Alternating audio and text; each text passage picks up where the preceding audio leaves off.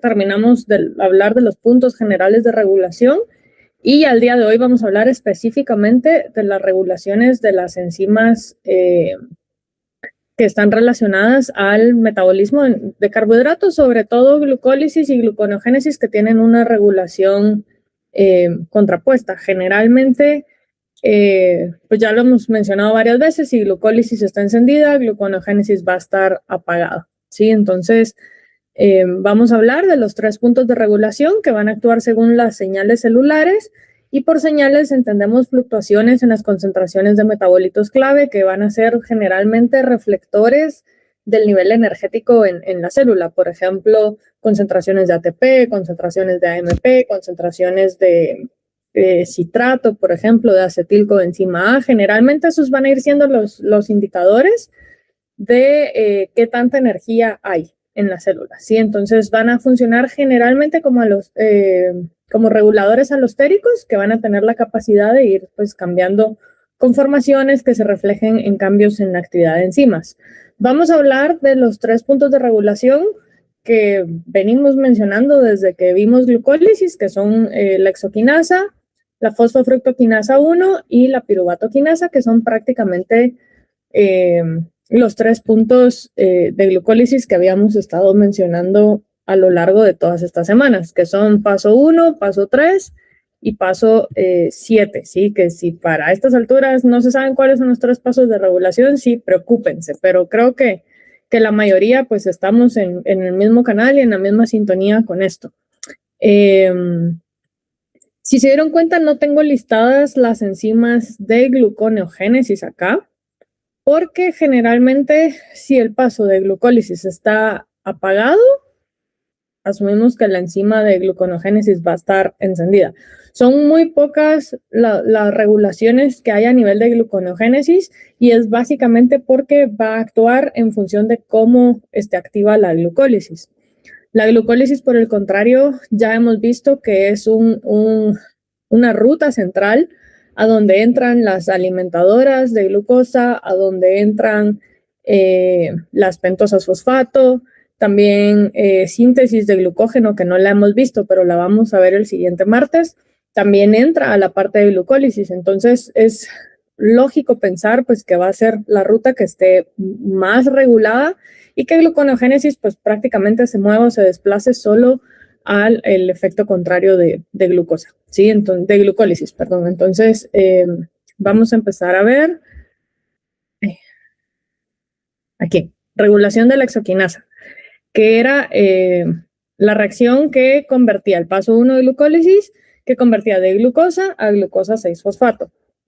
Ya hablamos varias veces del por qué es importante que se regule este paso, ¿sí? Entonces pregunto, ¿qué pasaba cuando el azúcar ya estaba fosfatado? ¿Qué pasaba con la glucosa 6-fosfato?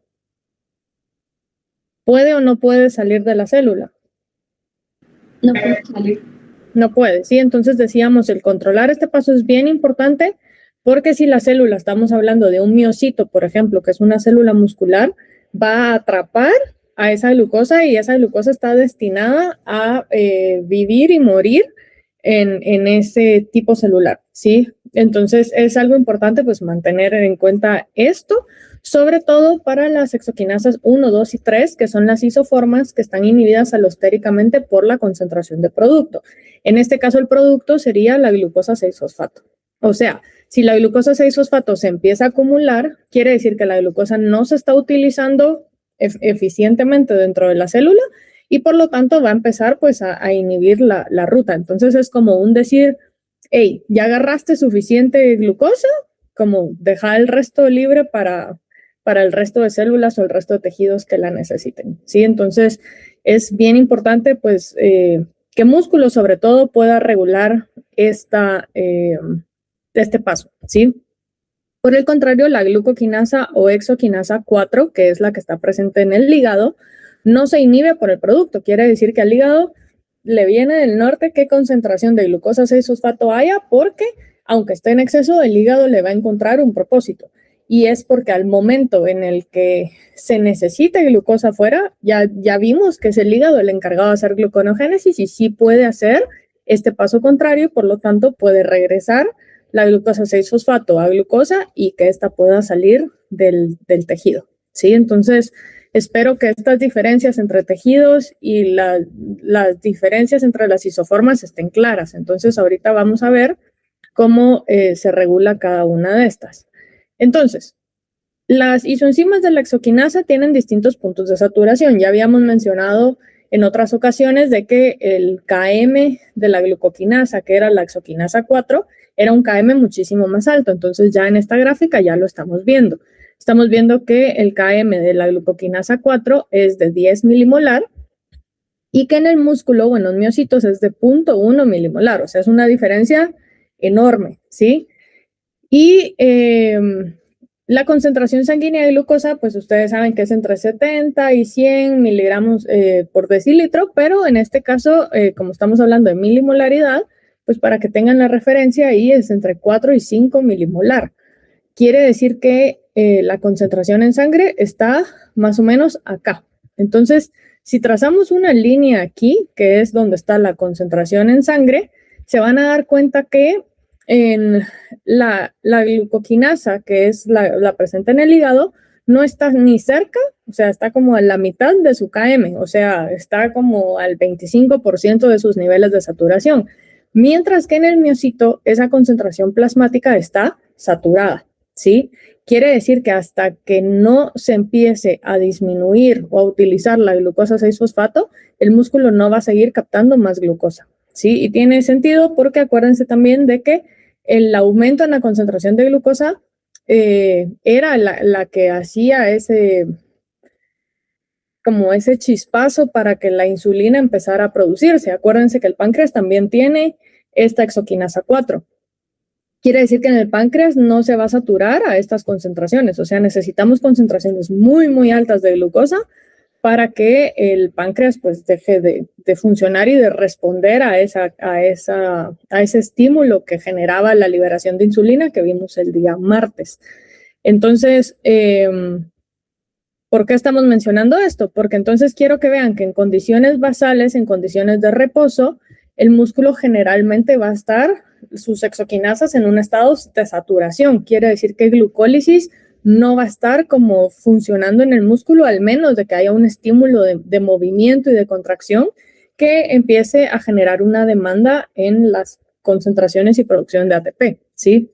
Entonces, cuando aumenta la concentración en sangre, el páncreas, ya dijimos, pues bueno, empezaba a liberar esa insulina y esa insulina va a empezar a favorecer la utilización de glucosa, ¿sí? Bueno, ¿vamos bien hasta acá?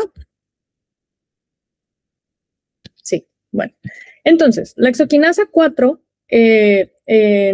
digamos, en adición a la regulación por el Km, que es solo por concentración de sustrato, está también sujeta a una inhibición por la unión reversible de una proteína nuclear reguladora en el hígado.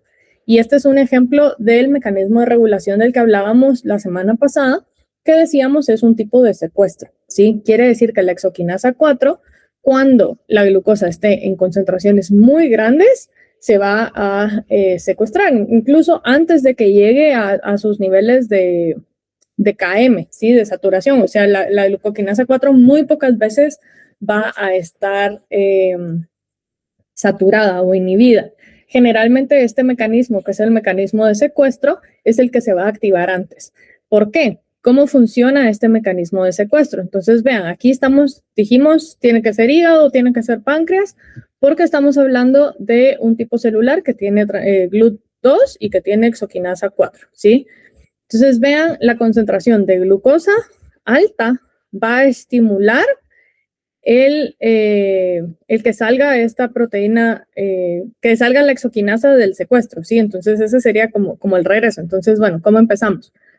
Entra la glucosa va a irse a glucólisis porque está en concentraciones bajas, porque la ruta está desplazada, glucosa está entrando, esto empieza a incrementar y la ruta se empieza a desplazar hacia abajo, ¿sí? Cuando la fructosa 6-fosfato se empieza a acumular, que sería esta de acá, es un decir como glucólisis empieza a enlentecerse. Porque acuérdense, y no solo glucólisis, sino las rutas metabólicas que salen de fructosa 6-fosfato.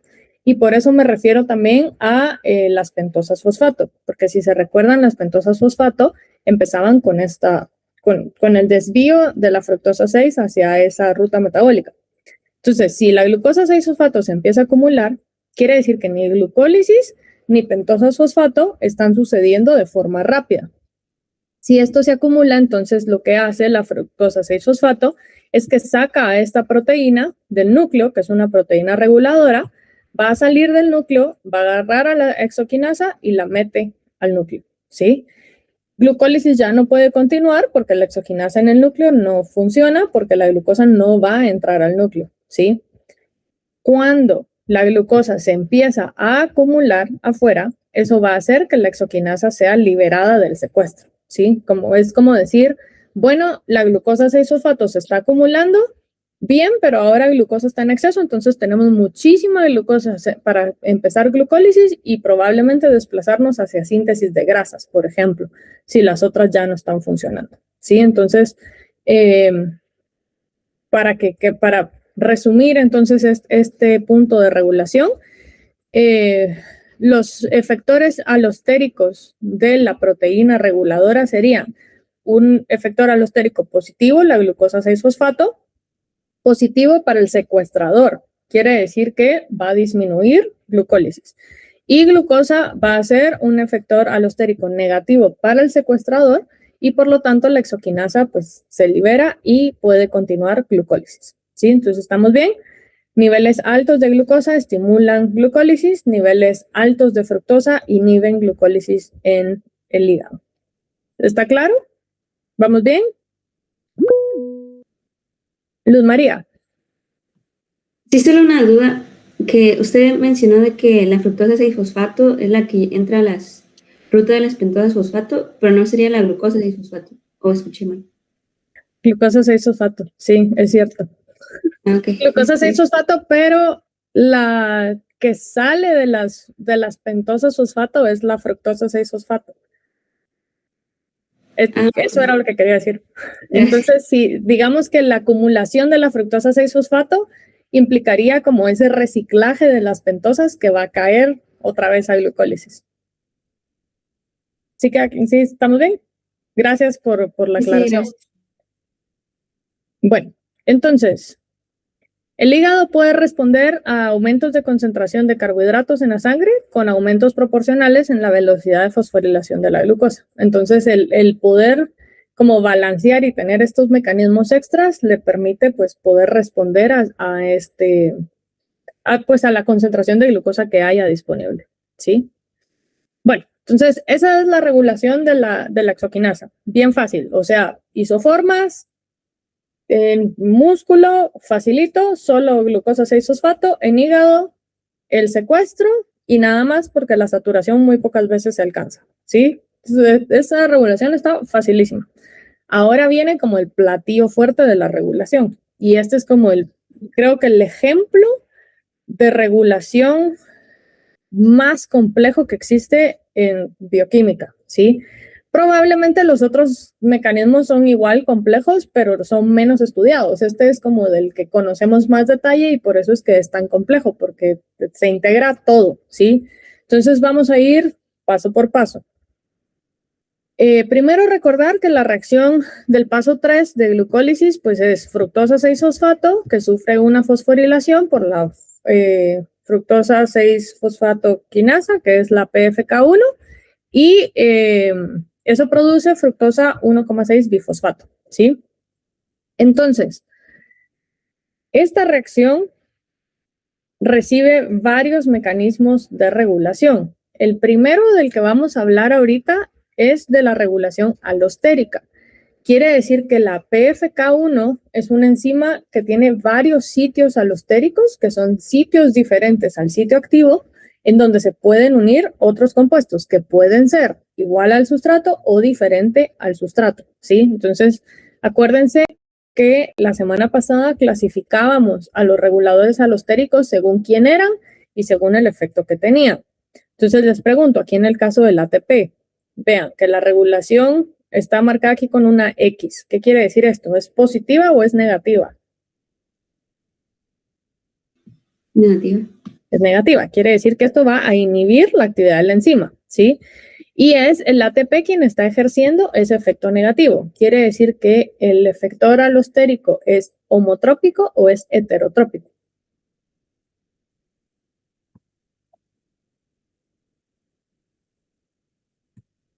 ¿Qué sería? Si es igual, sería homo o hetero. Homo. Homo. Entonces es homotrópico negativo.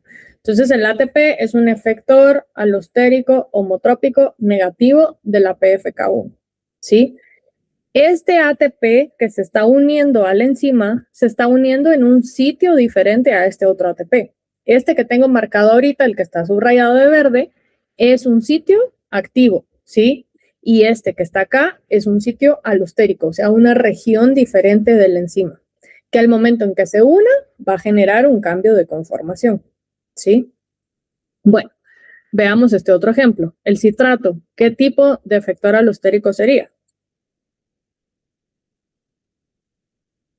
Negativo heterotrópico. Negativo heterotrópico porque no participa en esa reacción, ¿sí? El citrato no lo hemos visto, probablemente el martes empecemos a ver que es un producto del ciclo de Krebs, ¿sí? El ciclo de Krebs también se conoce como el ciclo del citrato y por lo tanto este citrato lo que está diciendo acá es, hey, glucólisis, decíamos, terminaba en piruvato, piruvato podía entrar al ciclo de Krebs podía entrar a cadena de transporte de electrones. Lo que este citrato está diciendo acá es ciclo de Krebs enlenteció, porque el citrato se está acumulando.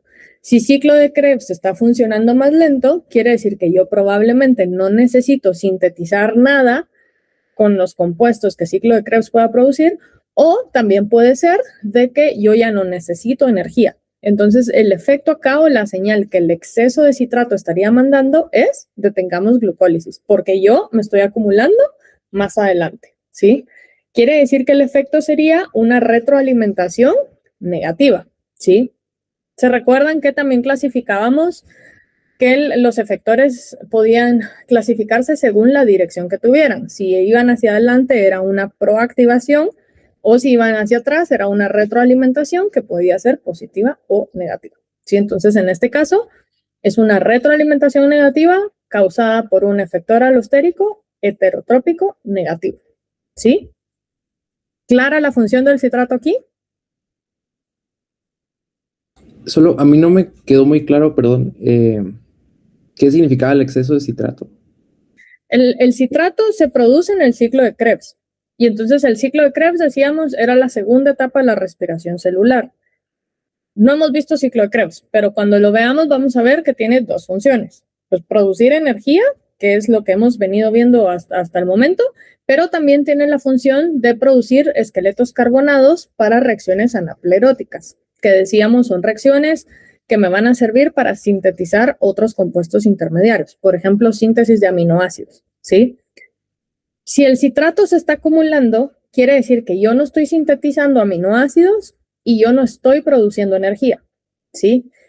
Por lo tanto, yo necesito detener glucólisis para que se vaya a otros caminos. ¿A qué otros caminos se puede ir? Se puede ir a síntesis de glucógeno, por ejemplo, o podría bien ser que la fructosa 6-fosfato se va a empezar a acumular y esa acumulación pues va a empezar a generar algún desplazamiento hacia gluconogénesis, por ejemplo, si se necesitara glucosa, ¿sí? Entonces, el citrato indirectamente sería un señalizador de una acumulación de energía, si lo queremos simplificar ahorita. No sé si eso deja más clara la duda. Sí, gracias. Entonces, de este lado tenemos AMP y ADP, o sea, son diferentes, ¿sí? ¿Qué tipo de señal sería esta de acá? ¿Positiva o negativa?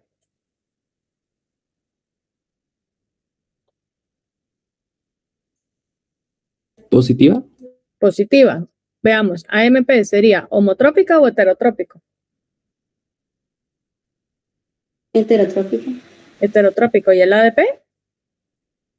también. ¿Segura? Homotrópico. Homotrópico porque participa en la reacción, ¿sí? No es un sustrato, pero es un producto. un producto que va a salir del sitio activo. Entonces está como presente en la enzima. Entonces pensemos en que esto está en el sitio activo y se va a convertir a esto en el sitio activo y va a salir en forma de ADP del sitio activo, ¿sí? Entonces este ADP que tengo encerrado ahorita es diferente a este ADP que se está uniendo, porque este segundo que tengo marcado está unido en un sitio alostérico, ¿sí? Entonces sería un efector homotrópico porque también lo podríamos encontrar en el sitio activo, ¿sí? Entonces, tanto el AMP como el ADP son reguladores positivos, la diferencia es que uno es heterotrópico y el otro es homotrópico. ¿Claros acá? Bueno, y entonces ahora viene que es la figura estrella de la clase de hoy. La fructosa 2,6 bifosfato. ¿Qué tipo de efector alostérico sería entonces?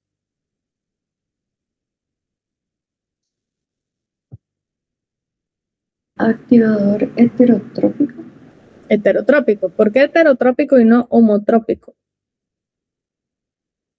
Porque el otro es fructosa 1,6 y este es 2,6. Perfecto. Y eso lo convierte en una molécula completamente diferente, ¿sí?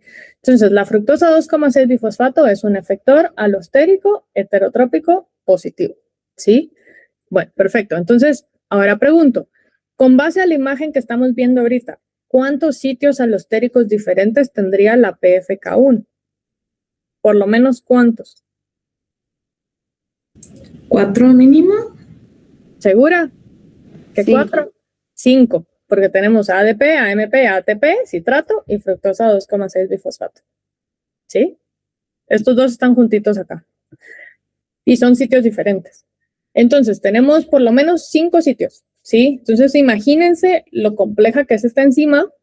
Solo a nivel alostérico está tratando de percibir en el ambiente qué se está acumulando, ¿sí? ¿Qué hay en exceso? ¿Qué está sobrando? ¿O qué se está necesitando? Para poder ir como calculando si vamos o no vamos. Y por eso decíamos que el paso número 3 de glucólisis es el punto de regulación más importante. No solo por los efectos alostéricos. Ahorita se van a dar cuenta que esta es la parte fácil de la enzima. Ahorita vamos a ver de qué forma se complica esto un poquito más. Pero antes de seguir, ¿estamos claros con la regulación alostérica de la PFK1? Diego.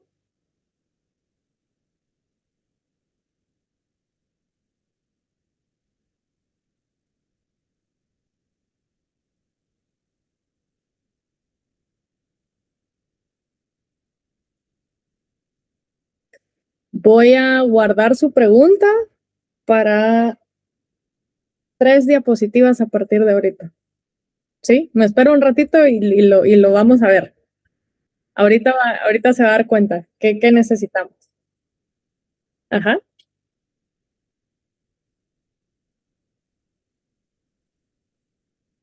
Bueno, no podrían estar los 5 activos al mismo tiempo porque si citrato se está acumulando, quiere decir que probablemente el ATP se está necesitando, ¿sí? Entonces, si el ATP, no, perdón, ¿qué dije?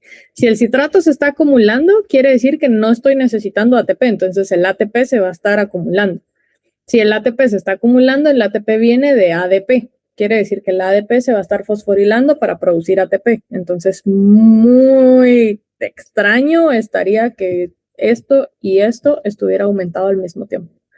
Sí, generalmente podemos tener aumento de ATP y de citrato al mismo tiempo, eso sí puede ocurrir, o de AMP, ADP y fructosa 2,6 bifosfato al mismo tiempo. Ahorita vamos a ver de dónde es que sale este. Pero generalmente no ocurren los 5 al mismo tiempo, ¿sí? Y si pusiéramos los 5 al mismo tiempo, ahorita en un par de diapositivas vamos a ver qué predominaría, ¿sí? Así que deténgame la duda ahí un poquito y vamos a regresar a esto más adelante. Bueno, la reacción opuesta de la PFK en gluconeogénesis es la reacción que cataliza la FBPasa 1, que era el segundo rodeo metabólico, ¿sí?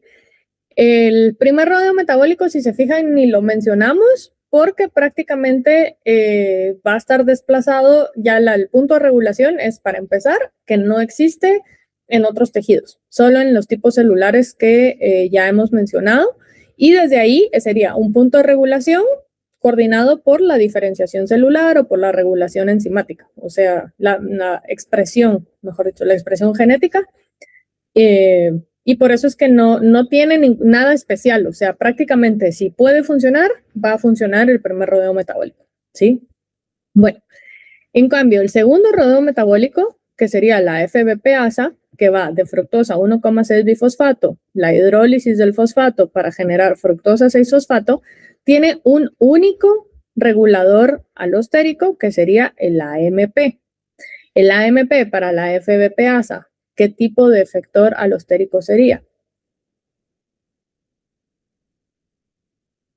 Negativo heterotrópico. Negativo heterotrópico. Y es el único efector que genera una regulación contrapuesta. ¿Qué quiere decir una regulación contrapuesta?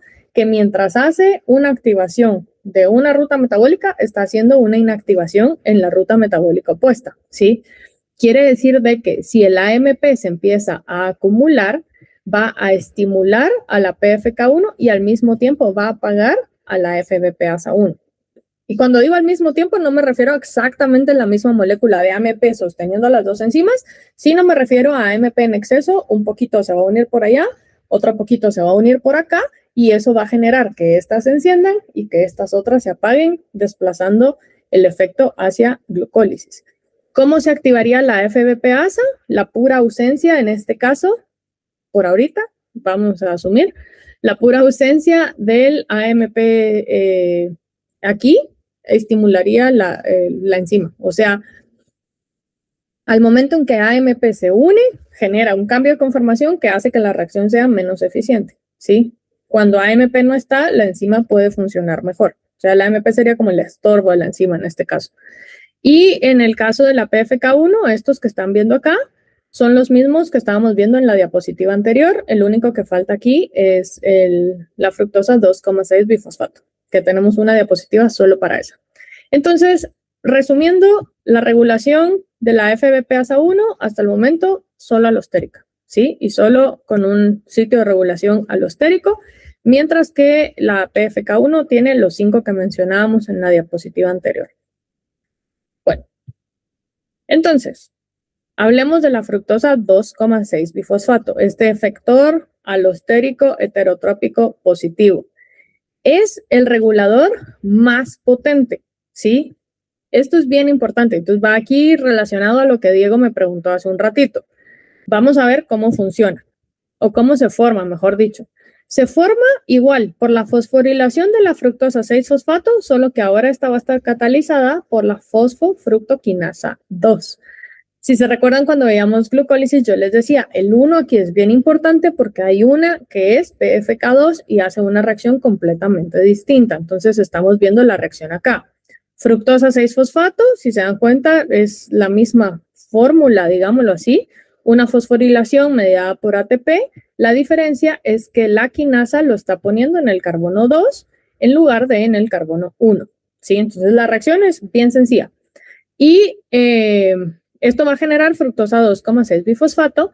¿Y de qué forma se reduce la concentración de fructosa 2,6 bifosfato? Bueno, pues hay una FBPasa 2 que va a ser lo mismo que la FBPasa 1, una hidrólisis de ese grupo fosfato para regresarlo a fructosa 6-fosfato, ¿sí? Entonces aquí estamos viendo otra forma en el por qué tiene lógica que el paso 1 se inactive o se secuestre en hígado por el aumento de la concentración de fructosa 6-fosfato, porque ahora ya no estamos viendo que solo es todo ese reciclaje que está saliendo de las rutas de las pentosas fosfato, sino que también estamos viendo que si la fructosa 6-fosfato se empieza a acumular, es porque esto se está convirtiendo por la FBPasa1 de regreso a fructosa 6-fosfato, ¿sí?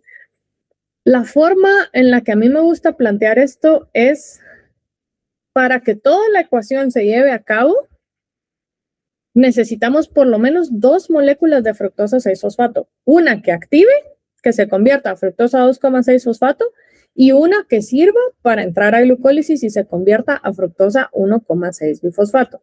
Vamos a ver esto otra vez más despacito. Por ahorita, lo que quiero que quede claro es que la fosforilación acá, en este caso, están en carbono 2 y en carbono 6, ¿sí? Bueno, y que eso lo hace una molécula completamente diferente. Entonces, Diego, aquí está. Realmente los otros efectores alostéricos no importan tanto, porque en ausencia de la fructosa 2,6-bifosfato, la PFK1 prácticamente no funciona.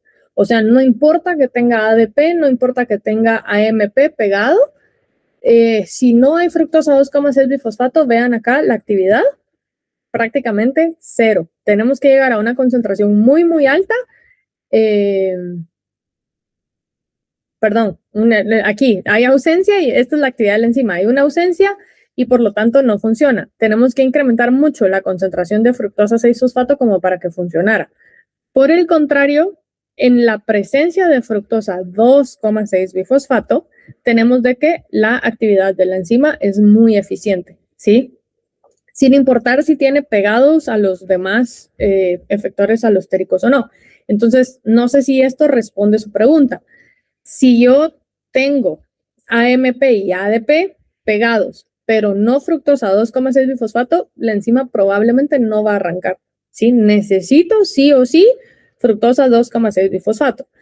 En un escenario opuesto, si tengo fructosa 2,6-bifosfato, probablemente no importa que no tenga ADP y AMP pegados a los sitios alostéricos, ¿sí? ¿Que esto resuelve la duda, Diego? Sí, bueno, entonces este es como pensémoslo como, no sé, un carro automático. Si se han dado cuenta, un carro automático, si ustedes quitan el pie del acelerador, el carro como que empieza a avanzar un poquito, pero no avanza fuerte, ¿sí? En la fructosa 2,6-bifosfato sería como uno metiéndole el pie al acelerador hasta el fondo para que el carro avance mucho más rápido, ¿sí? Más o menos por ahí iría la analogía, o sea, la enzima puede funcionar, pero funcionaría pues muy, muy lento en la ausencia de la fructosa 2,6-bifosfato. Entonces, además de la AMP que decíamos que hacía esa regulación contrapuesta con la PFK1 y la FBPasa, ahora le vamos a sumar a la fructosa 2,6-bifosfato. Quiere decir que la FBPasa 1 tiene 2 reguladores alostéricos y si se fijan, los 2 son negativos, ¿sí? Quiere decir que la FBPasa 1 como que le gusta trabajar solita, sin nada pegado. No necesita ningún estimulador para trabajar. Lo único que tiene son frenos y los frenos entonces serían la fructosa 2,6-bifosfato y el AMP. El AMP ya vimos que es prácticamente, pues si está bueno y si no también, pero la fructosa 2,6-bifosfato sí es bien importante y si se fijan está haciendo esa regulación contrapuesta también. Al momento de estar presente va a activar a la PFK1 y esa presencia va a enlentecer a la FBPasa1 también, ¿sí? Entonces, la presencia de este metabolito va a aumentar la afinidad hacia fructosa 6-fosfato para que se produzca fructosa 1,6-bifosfato y reduce la afinidad hacia los inhibidores alostéricos ATP y citrato, que era lo que decíamos que pues estos no se van a poder pegar al momento en el que esté unido esto. Entonces, la forma de verlo es pensar en cambios de conformaciones todo el tiempo. Al momento en el que se une la fructosa 2,6-bifosfato, el sitio que aceptaba el ATP y el sitio que aceptaba el citrato probablemente cambian de conformación y estas moléculas ya no se pueden pegar. Quiere decir de que el exceso de citrato no va a poder apagar la enzima si hay fructosa 2,6-bifosfato presente. O sea, la fructosa 2,6-bifosfato como que tiene más jerarquía de mando sobre el resto de efectores alostéricos. ¿Está claro esto último que acabo de decir? Lo repito. ¿Vamos bien? Una duda. Ajá. Entonces quiere decir de que la fructosa 2,6-bifosfato al unirse a la fosfofructoquinasa 1 automáticamente, por así decirlo, inhibe la fructosa 1,6-bifosfatasa 1. Sí, solo no la misma, o sea, no la No la fructosa 2,6 bifosfato pegada a la PFK1 va a inhibir a la FBPasa, sino que tendríamos que imaginar que hay por lo menos 2 moléculas de fructosa 2,6 bifosfato, una que se está pegando a la PFK1 y una que se está pegando a la FBPasa1. O sea, no es que el que esté pegada a este inactive este, sino que estamos hablando de que hay un exceso de esta molécula. La PFK2 está funcionando mucho, está generando mucha fructosa 2,6 bifosfato, suficiente para que se pegue un poco a la PFK1 y suficiente para que se pegue a la FBPasa1, generando efectos contrarios. Sí, ya, gracias. Bien, bueno.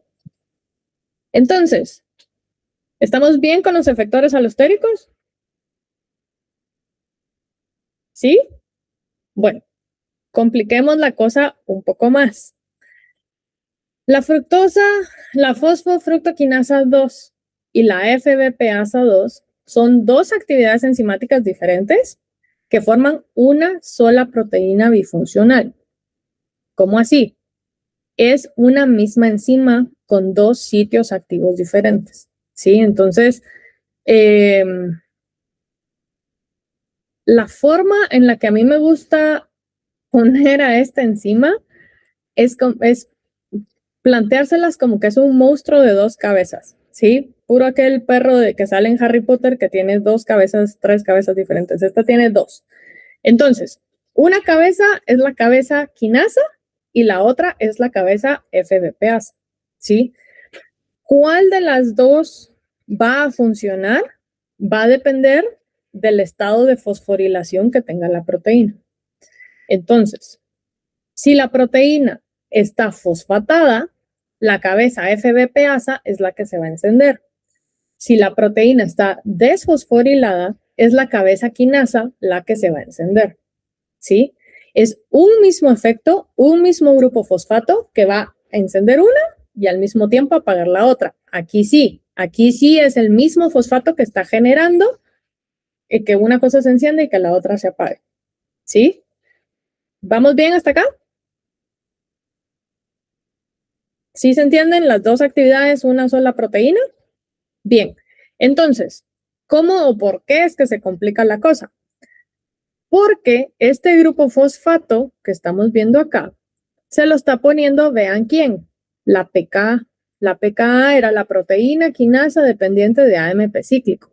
Y esta PKA ya vimos que se activaba por el exceso de AMP cíclico que venía por la activación de la adenilato ciclasa, que venía por la activación de una subunidad alfa de la proteína G, que venía por una disociación de la proteína G que tenía efecto por la unión de una hormona.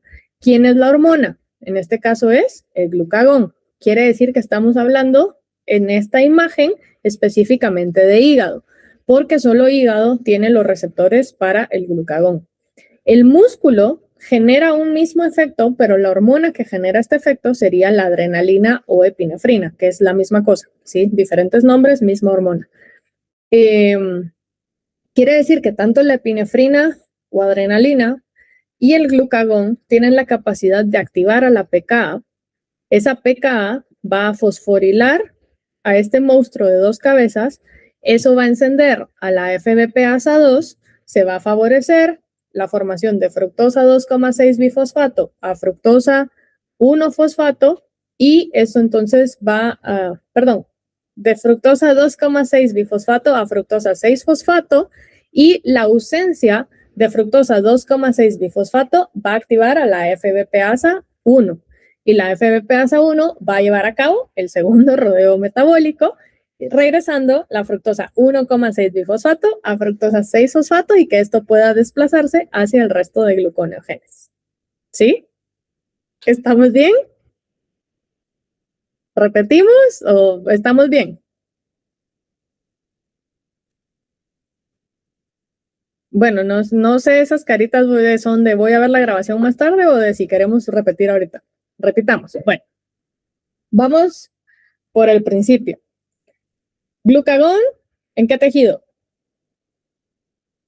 Hígado. Hígado. Epinefrina o adrenalina, que es la misma cosa, ¿en qué tejido? Músculo. Músculo, cualquier otro, pero vamos a ir con estos dos ahorita, ¿sí? van a generar la misma cascada. ¿Qué cascada? La que vimos el día de ayer. Glucagón se pega al receptor, el receptor activa proteína G se disocia, esa disociación libera la fracción alfa activa la adenilatociclasa, la adenilatociclasa aumenta concentraciones de AMP cíclico activa la PKA viene y fosforila al monstruo de 2 cabezas. ¿Hasta ahí estamos bien? Bueno, esa fosforilación del monstruo de 2 cabezas va a encender la cabeza fosfatasa, o sea, la FBPasa2. La reacción, voy a regresar, la reacción de la FBPasa2 era esta de acá, ¿sí? FBPasa2 entonces va a convertir fructosa 2,6 bifosfato a fructosa 6 fosfato.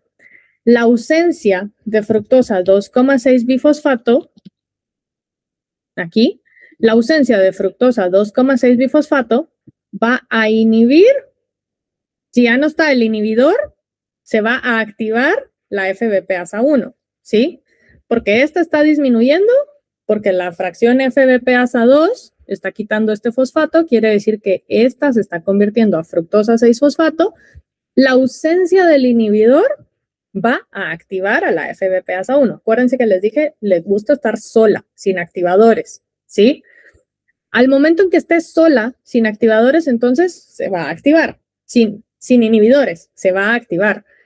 La fructosa 1,6 bifosfato entonces se va a convertir a fructosa 6 fosfato. Quiere decir que esta reacción va de acá hacia acá. Y esta reacción era el segundo rodeo metabólico de gluconeogénesis. Quiere decir que la presencia y el estímulo de glucagón va a disminuir concentraciones de fructosa 2,6 bifosfato. Esa reducción activa el segundo rodeo metabólico favoreciendo gluconeogénesis. ¿Está más claro ahora?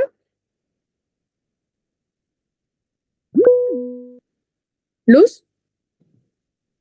Otra forma de decirlo también sería entonces que la presencia de glucagón activa PKA, así es totalmente simplificado, pero activa PKA, que luego también como que disminuye glucólisis y aumenta el segundo rodeo metabólico. No activaría... perdón, PK, otra vez. Perdón, repetime la pregunta otra vez. Es que mi cabeza se fue a PFK, perdón. Está bien. Que al momento de que haya el glucagón, ¿verdad? Como que activa el PK por toda la cascada, ¿verdad? Ajá. Y luego disminuiría entonces glucólisis y aumentaría el segundo rodeo. Sí. De gluconeogénesis. Sí. Ok.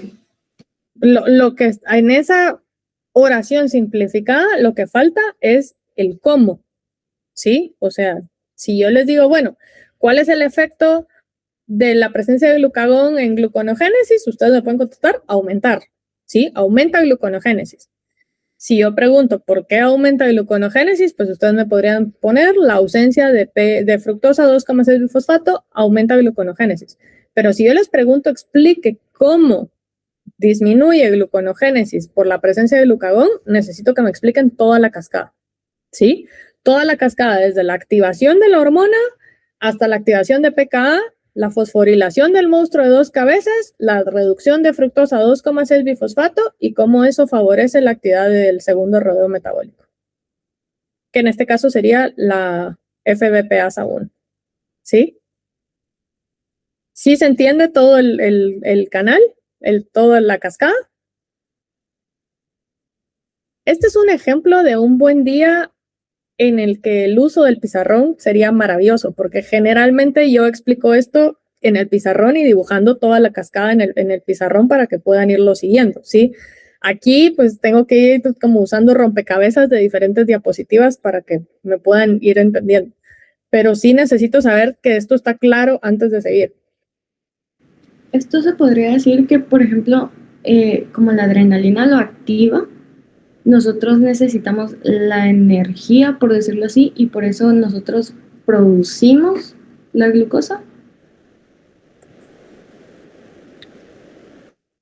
Bueno, aquí empieza a complicarse la cosa un poco más, porque el glucagón y la adrenalina lo que harían en hígado, y eso es otra cosa importante, el hígado tiene receptores para las dos cosas. Quiere decir de que si hay glucagón, pues es hígado quien va a funcionar. O sea, estamos hablando de dieta, glucosa, lo demás, ¿sí? En cambio, si estamos en una situación que genera adrenalina, ese efecto se va a potenciar en hígado. Quiere decir que hígado va a favorecer el segundo rodeo metabólico, ¿sí? Y va a empezar a liberar glucosa para que el músculo pueda utilizarla para el fight or flight, que sería como que en español es como el huir y, no me acuerdo, huir y correr, algo así, lucha o, no me acuerdo, lucha o algo en español, pero es el efecto ese de la adrenalina.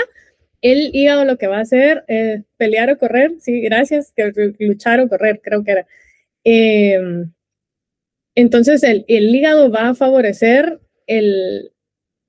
como la sinergia de las dos hormonas y esto va a pasar rapidísimo en hígado. O sea, hígado va a liberar prácticamente toda la glucosa que tiene. En músculo, si se recuerdan, músculo no podía hacer el último rodeo metabólico. O sea, gluconeogénesis no va a llegar hasta la parte de síntesis de glucosa, ¿sí? Entonces, si regresamos acá, vamos a ver que en músculo, por eso tenemos acá que esto pasa en glucagón. En músculo, la adrenalina lo que va a hacer es generar esta cascada para que el glucógeno se degrade, ¿sí? Entonces eso, ya vimos un poquito de la degradación del glucógeno, la vamos a integrar el día martes, ¿sí? Que veamos ya el metabolismo y la regulación de la síntesis de glucógeno, cómo la adrenalina genera ese efecto para que haya disponibilidad de glucosa para poder hacer producción de energía a partir de glucógeno, ¿sí? Entonces los efectos de la adrenalina en músculo son más a nivel de degradación de glucógeno, ¿sí? Bueno, tenemos glucagón acá. Ahora vamos del otro lado, que sería la insulina. La insulina, veíamos que la cascada era la activación de la tirosina quinasa que generaba la cascada con el GRB2, el SOS, proteína GRAS, que estimulaba la parte de factores de transcripción y lo demás en el núcleo. Veíamos que también activaba la PKB. Si se dan cuenta acá, no tenemos como esos efectos acá, sino prácticamente el hecho de que esto no esté fosforilado o que la PKA no esté presente, eso va a activar en automático la fosfatasa. La fosfatasa entonces va a quitar este grupo fosfato. Al momento en que quita este grupo fosfato, que es lo que estamos viendo acá, se va a activar la cabeza quinasa. La cabeza quinasa entonces lo que va a hacer es convertir la fructosa a fructosa 2,6 fosfato. Entonces regreso ahora a esta diapositiva otra vez. La quinasa va a producir, al momento en que esté desfosforilada, fructosa 2,6 bifosfato y ahora pasa tal cual está en este esquema. Eso va a activar a la PFK1 y va a inactivar a la FBPasa1 y ahora va, en lugar de estimular el rodeo metabólico, estamos estimulando el tercer paso de glucólisis, ¿sí? Entonces, como quien dice, es más fácil porque la insulina prácticamente activa fosfatasas y la activación de fosfatasas prácticamente es por la ausencia de quinasas, de la actividad de quinasas. Son reacciones que están como desplazadas más al equilibrio, entonces son más fáciles, ¿sí? Bueno, ¿estamos bien?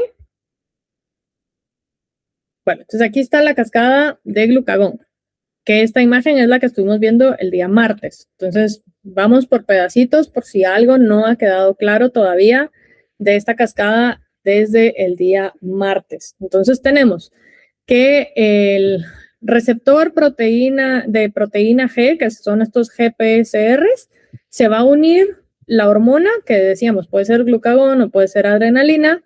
Esto va a disociar a la proteína G por el intercambio de GDP a GTP.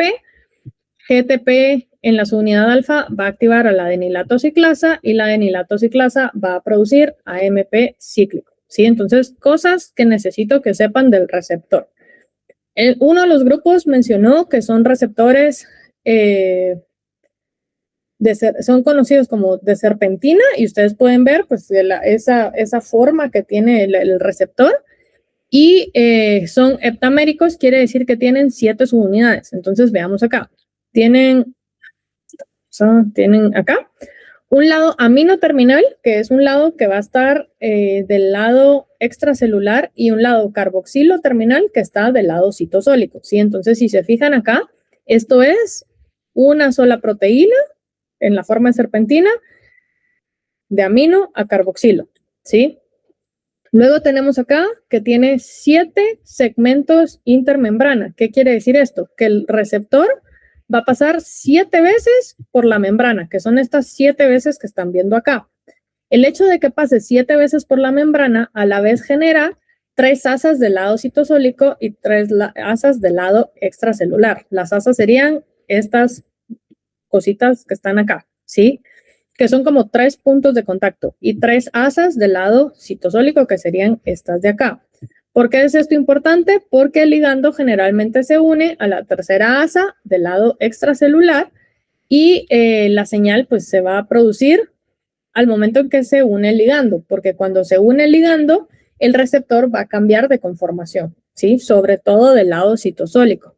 Entonces, ese cambio de conformación va a activar a la proteína G, que la proteína G ya dijimos que eran heterotrimétricas. Hetero, diferentes, tri, 3. Entonces tiene 3 subunidades diferentes, una alfa, una beta, una gamma, y la subunidad alfa es la que tiene unido normalmente un GDP. Ese GDP es el que va a sufrir el intercambio, ¿sí? Entonces se pega el ligando, hay un cambio de conformación por el receptor, y el receptor ahora va a traer a la proteína G. Cuando la proteína G se pega al receptor, la proteína G va a cambiar de conformación. Entonces, de estar acá, se pegó al receptor, esta proteína se activa. Al momento en que se activa, la proteína cambia su subunidad alfa de conformación, y eso genera un intercambio de GDP a GTP. Ya dejábamos claro que el intercambio no es que el GDP se fosforile a GTP, sino que quitamos completamente el GDP y ponemos un GTP entero, ¿sí? Y que esto está catalizado por factores de intercambio GDP-GTP que se conocen como factores GEF.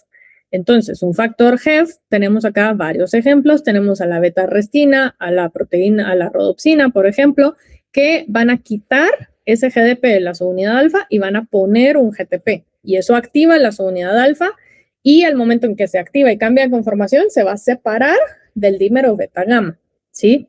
Hablábamos el día martes que esta subunidad alfa tiene un timer, un tiempo específico en el que este GTP se va a hidrolizar, quiere decir que aquí sí es la misma molécula, se va a hidrolizar el GTP a GDP, perdiendo ese fosfato, y que esto está catalizado por factores de actividad GTPasa, que son los factores GAP, ¿sí? Entonces, la proteína G tiene factores GEF, que le intercambian el nucleótido, y factores GAP que le hidrolizan el nucleótido. ¿Está claro esto? ¿Sí, no? Bien, bueno. Entonces, aquí esta imagen la puse para que vean la actividad de la adenilatociclasa. Hablábamos la diferencia entre AMP y AMP cíclico, y la diferencia es prácticamente este enlace covalente, ¿sí? Este enlace covalente, que si se fijan, aquí está el grupo fosfato normal, como el AMP normal, pero acá forma un enlace covalente hacia acá, y eso es lo que lo hace cíclico. Entonces, la subunidad alfa va a activar a la adenilatociclasa, y eso va a producir AMP. Entre los mecanismos de terminación, teníamos a la fosfodiesterasa, que va a generar una hidrólisis, va a cortar ese enlace covalente, que regresa del AMP cíclico a ser AMP normal. El AMP entonces va a activar a la pKa. La pKa, decíamos, es un tetrámero de 2 unidades catalíticas y 2 unidades reguladoras. 4 moléculas de AMP se van a unir 2 cada una a subunidades reguladoras.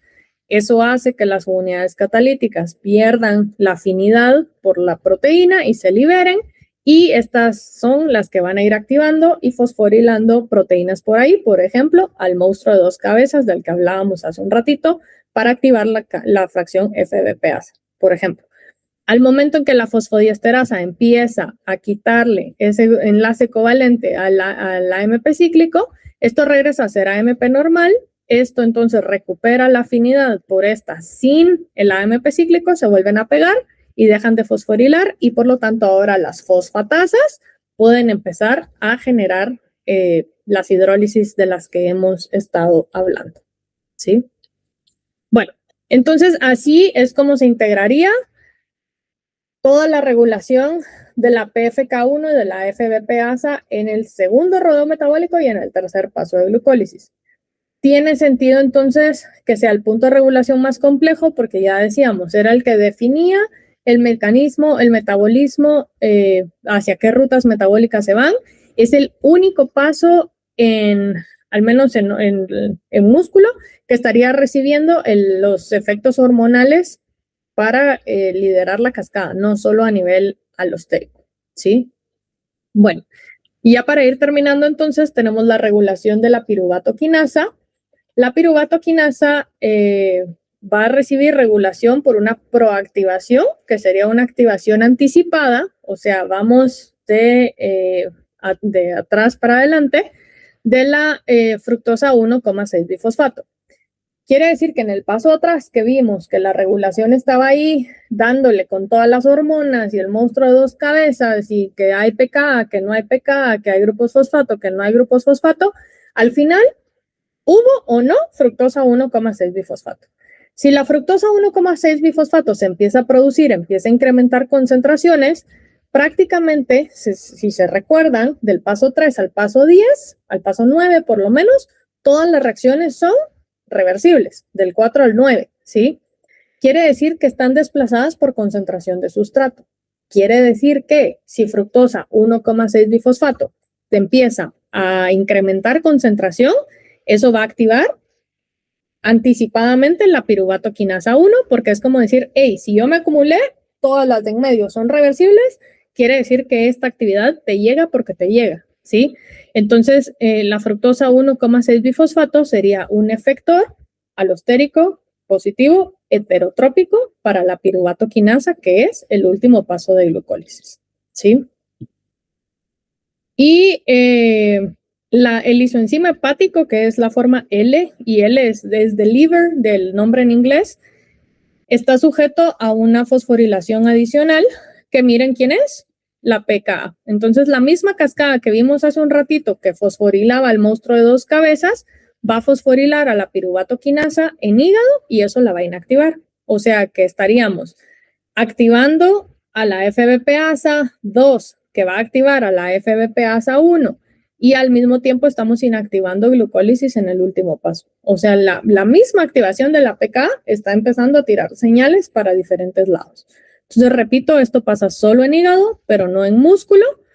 Y en hígado y músculo, que serían todos los otros tejidos, hay un paso de regulación extra, que sería la regulación alostérica, heterotrópica positiva por la fosfofructoquinasa 1, fructosa 1,6 bifosfato, que hablábamos en la diapositiva anterior, y de forma negativa por ATP, acetilcoenzima A y acumulación de ácidos grasos, que prácticamente son indicadores energéticos que estarían apagando la actividad de esta enzima, ¿sí? Otro activador acá, alostérico negativo, entonces es el acetilcoenzima A, que es prácticamente el primer punto de control que viene del ciclo de Krebs, que es el ciclo del ácido cítrico que estamos viendo acá. Bueno, ¿alguna pregunta hasta acá? ¿Estamos bien? Esta clase tal vez es la clase más compleja de todo el semestre, así que no se estresen, traten de digerirla, traten de integrar toda la regulación y cómo se coordina. Y el día martes me faltan 5 diapositivas para terminar esta clase. Vamos a ver los mecanismos de terminación de la cascada. Como ahorita vimos cómo todo se enciende, ya sea con glucagón o con insulina. El día martes vamos a ver cómo se apaga y vamos a empezar a ver glucógeno y de una vez vamos a ver cómo se regula el glucógeno, ¿sí? El día martes hay maratón de bioquímica otra vez, quiere decir que vamos a estar en este enlace de 2 a 4 y voy a dar la clase, voy a dar la parte de glucógeno primero y luego, dependiendo cómo estemos con el tiempo, los dos grupos que quedaron pendientes de presentar van a presentar el día martes, ¿sí? Entonces, para que estén preparados. ¿Alguna pregunta? ¿Estamos bien? Pues María. Una pregunta rápida. Solo, ¿por qué razón la PK solo inhibe la isoenzima hepática? Porque en músculo probablemente, no sé, puedo pensar que la regulación en hígado es más compleja porque necesitamos, no sé, hígado sintetiza muchísimas cosas más. En músculo, generalmente, si tenés fructosa 2,6 bifosfato, el músculo lo único que quiere es gastarse la glucosa. Poder sintetizar o producir otras cosas, muy pocas veces, porque generalmente lo recibe de otros tejidos, en este caso del hígado. Pienso, pero esa soy yo imaginando el por qué esa regulación existe en hígado y no en músculo. ¿Bien? ¿Sí? ¿Diego?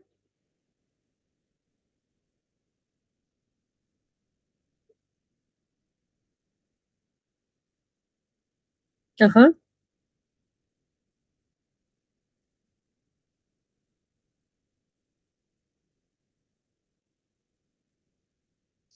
Sí, sería como, imaginen como un loop, digamos, viene la ruta acá y si hay fructosa 6 fosfato en exceso, una parte se va a desviar hacia la síntesis de 2,6 fosfato y el resto a 1,6 fosfato. Pienso que es una forma que tiene la glucólisis de decir, solo sigo y solo funciono si hay suficiente como para que me dé chance de generar un regulador alostérico adicional. Pienso. Porque necesitamos un exceso, o sea, necesitamos que haya mucho fructosa 6 fosfato para que se convierta a 2,6 bifosfato para que ese estímulo active la pKa1 para que el resto de fructosa 6 que estaba acumulándose pueda convertirse a 1,6. ¿Eso responde a su pregunta o no era esa la pregunta? Sí. Bueno, ¿alguien más? La grabación se la subo en cuanto me entre el link, que se tarda a veces un poquito en mandármelo, pero no sé, tal vez como a las 8 más o menos se lo subo. Bueno, si no hay más preguntas, entonces los veo el día martes.